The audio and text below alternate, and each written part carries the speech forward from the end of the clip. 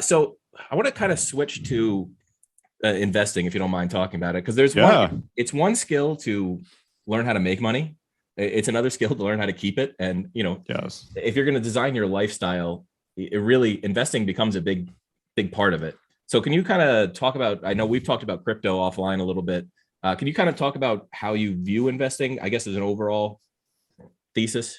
Yeah. So I'll give you a little background. So I grew up in Sandusky, Ohio, which is this really small town near Cleveland, where typical small town mentality is you take your money and you put it in a bank.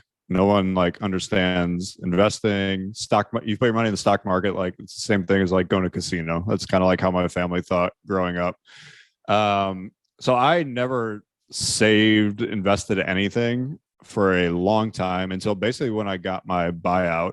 That was when I was like, all right, I'm getting a couple $1 million here. I need to figure out how to not fuck this up. Like, Yeah. I know just keeping it in a bank account is not the right thing. I also know like trying to pick stocks is like pretty hard.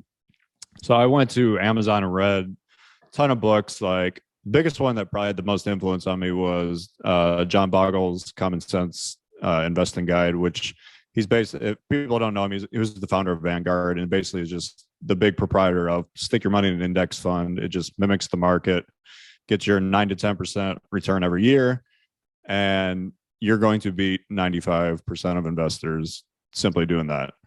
And over the course of 30 years, it all made so much sense to me. I was like, yeah, he's right. Because like, I don't know how to pick stocks, and all these people that do, even the ones that are great, like you could have a run for 5 years, you could have a run for 10 years, but there's like two or three people that have been able to do it over like a 40-year period and consistently do it over and over again. It's kind of funny because like you think about it, it's like none of your buddies think they'd be able to beat like LeBron James one-on-one, but people like think they could do the same thing like Warren Buffett does. And it's like, no, he's an enigma. Like you're not going to be able to do that. So anyways, that was kind of what I started with. I started with a super basic, like 70-30 portfolio of stocks to bonds. I started with that. And then I realized pretty quickly, I would say over the last 5 years, I realized I do have more risk tolerance than I thought I did at first. So like I've gotten out of all the bonds and I'm basically just 100% stocks.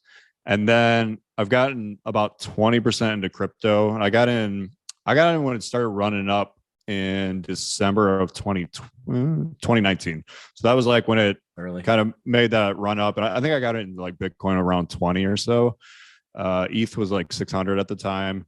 I wish I would just put it all in then because I'd be up a lot more. But and I've also realized crypto will teach you very quickly what your risk tolerance is because when you have the negative 30 days, a 30% drop in a day, like it's kind of normal now. Like it happens 3 or 4 or 5 times a year. And I'm just like, kind of immune to it at this point.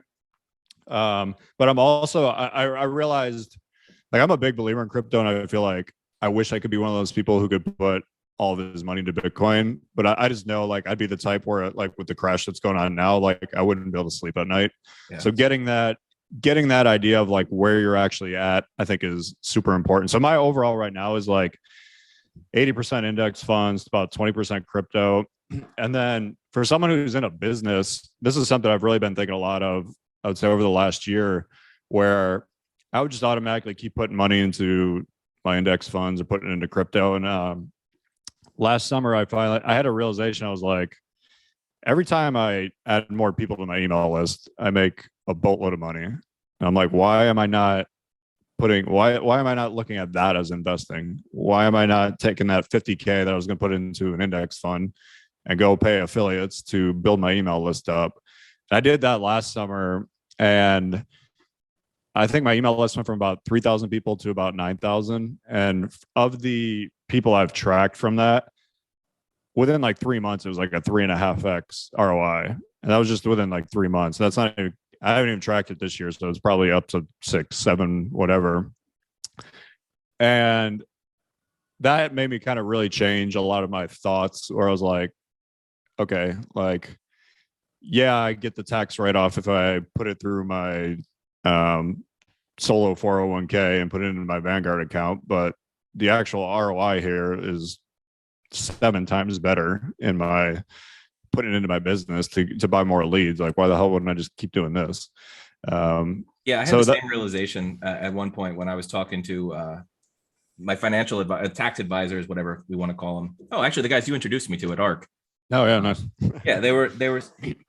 Jonathan was like, well, you know, you don't have to really worry about investing when your income is this high. Like at a certain point, like your biggest ROI is your business right now. Like when we start getting to retirement, we can talk about some of these other things. And obviously I do some investing, but it's like, yeah, your biggest ROI is always going to be your business until you stop working. So don't stress over this other stuff.